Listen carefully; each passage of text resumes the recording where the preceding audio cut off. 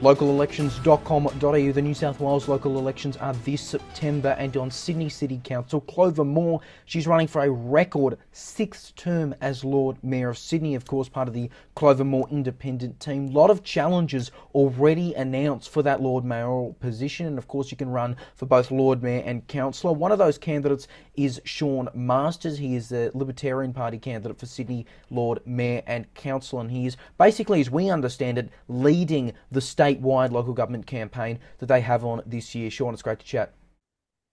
Good to be here, Leo. So just talk to us a bit about yourself. Who are you? What should voters in the Sydney area really get to know about you? Well, I'm from an advertising background. Politically, I originally was raised on the left-wing values, as wealth disparity as they had affected the working class. But what I've noticed since the 2010s is that the left of politics has embraced a kind of identity politics where suddenly your race, gender and sexuality are the prime identifiers of who you are. And I find that dehumanizing. And it brings along with it a range of ideologies that are dangerous and divisive. And we have on our hands a mayor who has embraced those ideologies, and it's filtering into all the policies that Clover Moore is bestowing upon the city. And I say no more, MOORE. So that's me in a nutshell. But essentially my contention, Leo, is what we have is a globalist mayor that sees herself more sort of on the stage with the WEF, the UN, a globalist mayor for a local area. Clover seems beset on solving climate change single-handedly and meeting net zero. Now, think what you will about climate change, but it is my contention that it is not up to a local mayor to solve the global challenge of climate change. It is not up to a local mayor to meet net zero. What a local mayor should be doing is meeting the needs of the residents of Sydney. Now, I can hear the screeches of climate change denier already.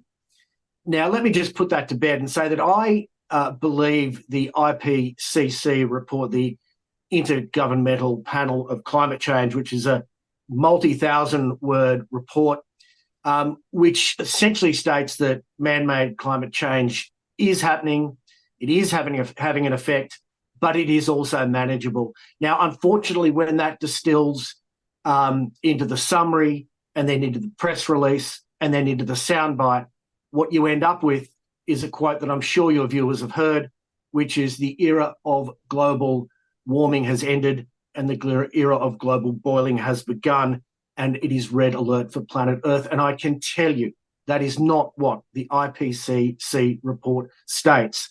Climate change is happening, but it is manageable. It will result in catastrophe in 500 years, not 5 years, as we are constantly told. In fact, Greta Thunberg released a text 5 years ago stating that it would be the end of humanity today. So that, unfortunately, that soliloquy needs to be stated, because as soon as you go anywhere near climate change, people call you a climate change denier. That is not the case. I am an apocalyptic denier. And that being stated, now that I've laid that foundation, I can say that Clover Moore has stated very clearly, many dozens of times, that her top priority, quote unquote, is climate change. Now, I feel that is a misstep. In 2019, she stated that she declared a climate emergency for Sydney. Now, what about immediate Sydney emergencies like housing, cost of childcare, aged care, congestion in the city due to multiple bike lanes which aren't being used, the fact that you can't get a park, And the list goes on. These are acute problems that Sydney is facing.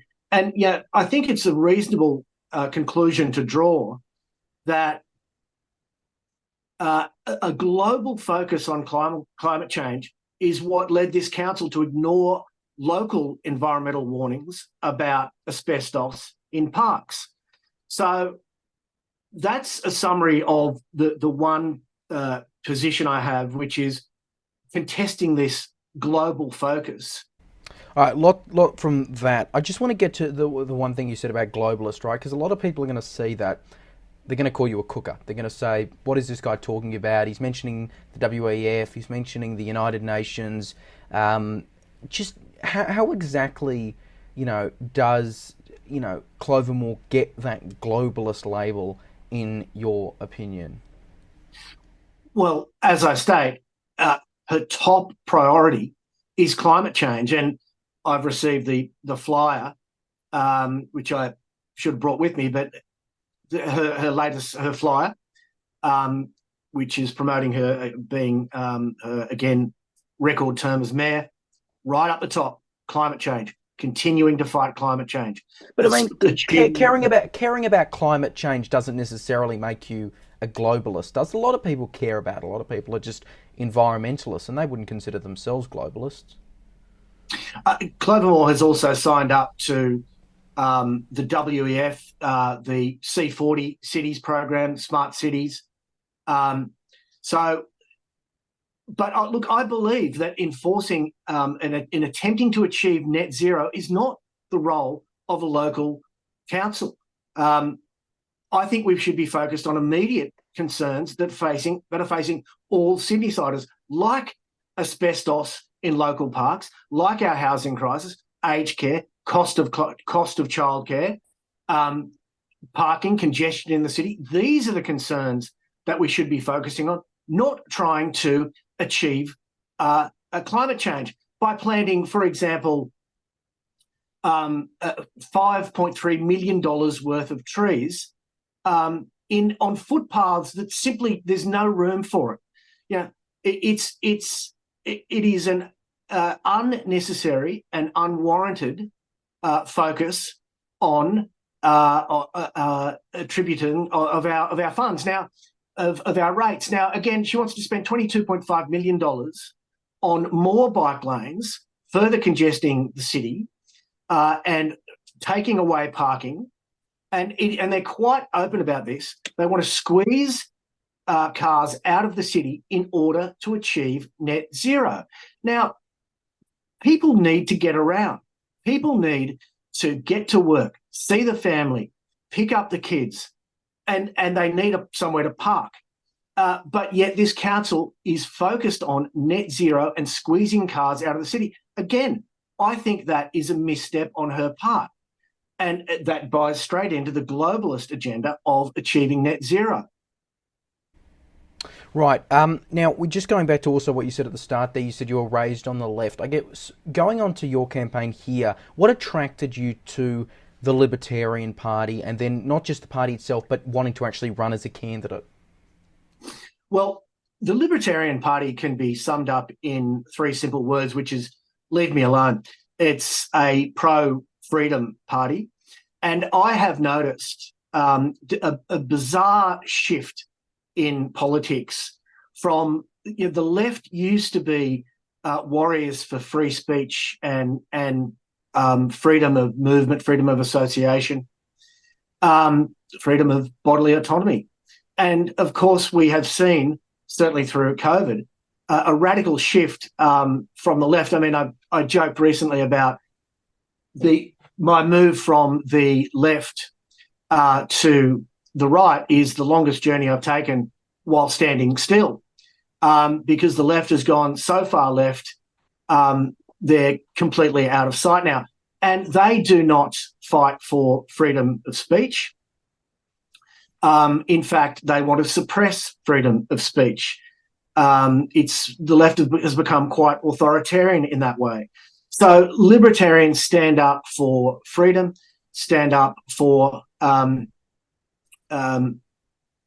each adult being autonomous, not being treated like a child, and knowing what is best for him or her. So that's what attracted me to the Libertarian Party.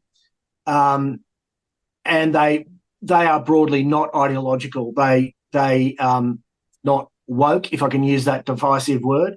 So that's why I'm here, and that's why I want to contest Clover Moore, because she has taken a knee to all these broad ideologies. And look, I mentioned the hashtag racism not welcome street signs. Now, this is directly from the playbook of woke. Part of that is critical race theory, which states that you are your skin colour. It has essentially taken the civil rights movement back 50 years. You are your skin colour. And part of the policies that spin out of critical race theory is this concept of anti-racism, where we must fight racism at all times. It is, of course, turning everyone racist.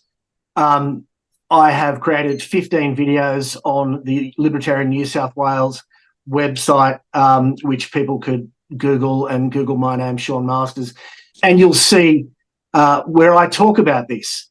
And I include a clip from Morgan Freeman, who's asked in an iconic 60 Minutes interview, how do we overcome racism? Well, by not talking about it, by not thinking about it. We should be not thinking about race when we talk to people, but racism not welcome street signs, you can't help but think of race. It is a divisive ideology that Clover Moore has taken the knee on every step of the way. I mean, that includes this broad concept of decolonisation, where the Western project is a racist project and must be decolonised. This has led to her wanting to review our city statutes. Now, George Orwell said that if you want to destroy a society, you destroy its sense of its own history.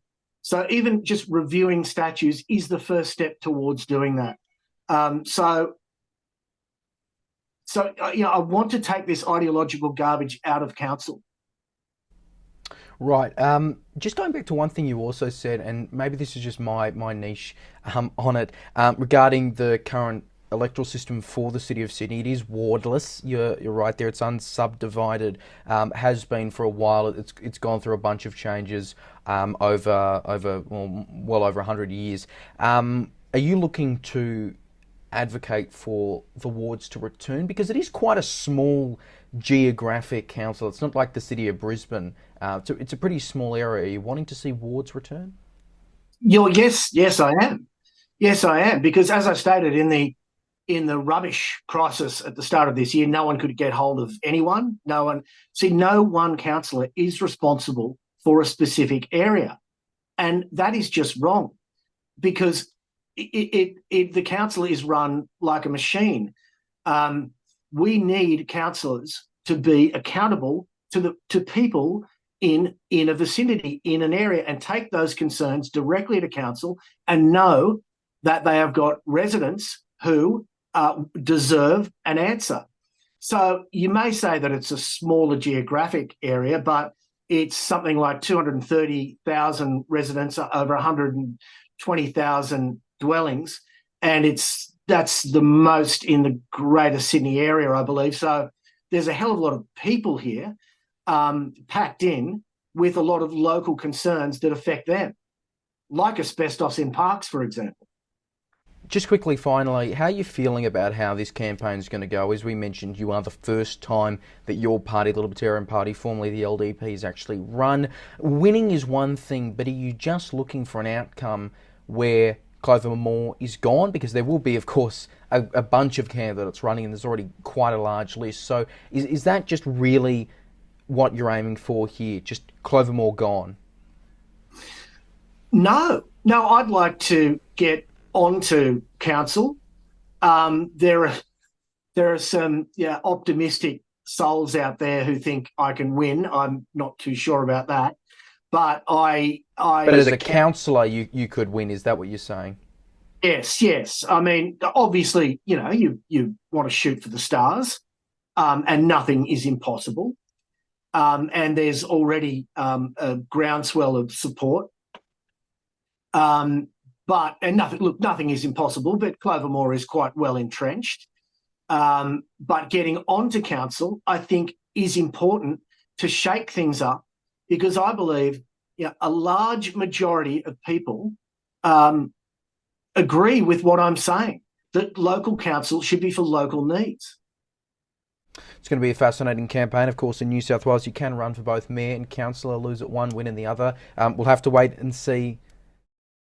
To be clear, Leo, I beg your pardon for interrupting there. To be clear, of course, I am running for mayor as well. I mean, I'm taking directly on Clover Moore, but I say I'm in for council as well. Yeah, well, we'll have to wait and see. New South Wales local elections this September 14. The latest, of course, at localelections.com.au. Sean Masters, best of luck, and I'm sure we'll catch up in the future again. Thanks so much. Thanks, Leo.